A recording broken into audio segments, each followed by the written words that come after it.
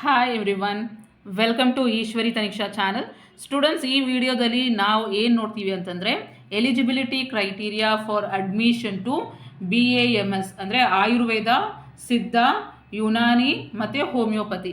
So ಇದಕ್ಕೆಲ್ಲ ಈ ಅಡ್ಮಿಷನ್ಸ್ಗೆ ಯಾವ ಎಲಿಜಿಬಿಲಿಟಿ ಕ್ರೈಟೀರಿಯಾ ಬೇಕು ಅಂತ ನೋಡ್ತೀವಿ. ಸೊ ಸ್ಟೂಡೆಂಟ್ಸ್, ನೀವೇನಾದರೂ BAMS, BSMS, BUMS, BHMS ಕೋರ್ಸ್ಗೆ ಅಡ್ಮಿಷನ್ ಆಗಬೇಕು ಅಂತ ಇದ್ದರೆ ಫಸ್ಟು ಎಲಿಜಿಬಿಲಿಟಿ ಕ್ರೈಟೀರಿಯಾನ ಚೆಕ್ ಮಾಡ್ಕೊಳ್ಳಿ, ಅದಾದಮೇಲೆ ನೀವು ಅಪ್ಲೈ ಮಾಡಿ.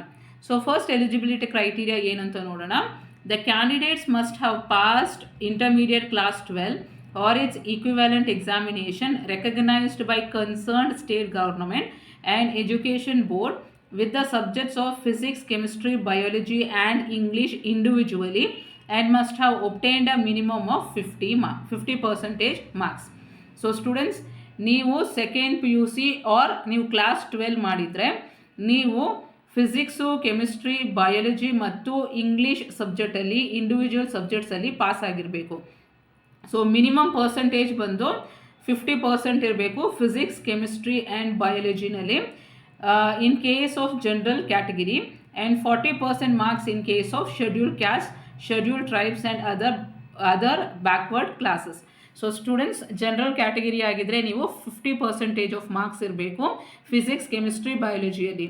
ನೀವು SC, ST, OBC ಕ್ಯಾಟಗಿರಿಗೆ ಸೇರಿದರೆ 40% ಆಫ್ ಮಾರ್ಕ್ಸ್ ಇದ್ದರೆ ಸಾಕು. ಸೊ ಫಸ್ಟ್ ಬಂದು ಈ ಕಂಡೀಷನ್ ಸ್ಯಾಟಿಸ್ಫೈ ಆಗಬೇಕು.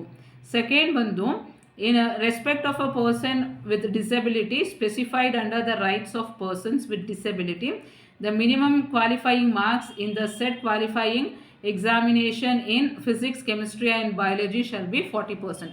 ಸೊ ಡಿಸೇಬಲ್ಡ್ ಪರ್ಸನ್ಸ್ಗೆ ಕ್ವಾಲಿಫೈಯಿಂಗ್ ಮಾರ್ಕ್ಸ್ ಬಂದು 40%. ಮತ್ತು no candidate shall be admitted to BAMS, BSMS, BUMS and BHMS. So ಈ ಎಲ್ಲ ಕೋರ್ಸ್ಗೆ ಸ್ಟೂಡೆಂಟ್ಸ್ ಏಜ್ ಲಿಮಿಟ್ ಇದೆ, ಲೋವರ್ ಏಜ್ ಲಿಮಿಟ್ ಇದೆ ಮತ್ತು ಅಪ್ಪರ್ ಏಜ್ ಲಿಮಿಟ್ ಸಹ ಇದೆ. ವೆರಾಸ್ ಫಾರ್ MBBSಗೆ ಅಪ್ಪರ್ ಏಜ್ ಲಿಮಿಟ್ ಇಲ್ಲ. ಸೊ ಇಲ್ಲಿ ಏಜ್ ಲಿಮಿಟ್ ಕೊಟ್ಟಿದ್ದಾರೆ, ಕರೆಕ್ಟಾಗಿ ನೋಡ್ಕೊಳ್ಳಿ. ಲೋವರ್ ಏಜ್ ಲಿಮಿಟ್ ಬಂದು 17 ಇಯರ್ಸ್. ಸೊ ನೀಟ್ MBBS ಅಡ್ಮಿಷನ್ಗೂ ಸಹ ಲೋವರ್ ಏಜ್ ಲಿಮಿಟ್ ಇದೆ 17 years.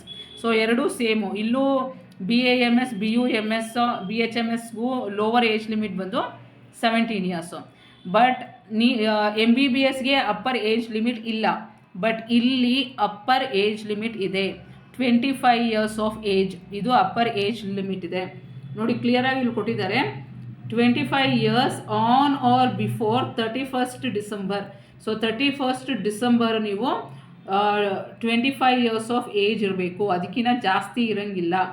In the first year of the course provided that the upper age limit may be relaxed by 5 years in case of SC, ST and OBC and physically handicapped students. So upper age limit ಬಂದು general merit ಅವ್ರಿಗೆ 25 years. ಅದೇ SC, ST ಮತ್ತು OBCನ consider ಮಾಡಿಕೊಂಡ್ರೆ ಮತ್ತು physically handicapped ಅಷ್ಟೇ.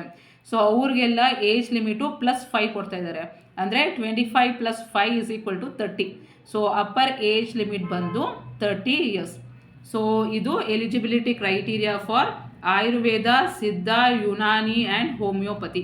So ಇಷ್ಟು clear ಇದೆ ಅಂತ ತಿಳ್ಕೊತೀನಿ. ಸೊ ಒನ್ಸ್ ಅಗೇನ್ ಬ್ರೀಫಾಗಿ ಹೇಳಬೇಕು ಅಂತಂದರೆ, ನೀವು ಕ್ಲಾಸ್ 12ಅಲ್ಲಿ ಫಿಸಿಕ್ಸು, ಕೆಮಿಸ್ಟ್ರಿ, ಬಯಾಲಜಿಯಲ್ಲಿ 50% ಆಫ್ ಮಾರ್ಕ್ಸ್ ಇರಬೇಕು ಜನರಲ್ ಮೆರಿಟ್ ಅಂತಂದರೆ. ನೀವು SC, ST, OBC, physically handicapped ಅಂತಂದರೆ, ಫಿಸಿಕಲಿ ಡಿಸೇಬಲ್ಡ್ ಅಂತಂದರೆ 40% ಆಫ್ ಮಾರ್ಕ್ಸ್ ಇರಬೇಕು. ಆಮೇಲೆ age limit, lower age limit ಬಂದು 17 years of age, upper age limit ಬಂದು general ಕ್ಯಾಟಗಿರಿಗೆ 25 years, SC, ST, OBC ಅವ್ರಿಗೆ ಅಪ್ಪರ್ ಏಜ್ ಲಿಮಿಟ್ ಬಂದು 30 years. So is that clear, students? So if you have still any other doubts, you can write in the comment section. I'll meet you in the next video, students. Bye, take care.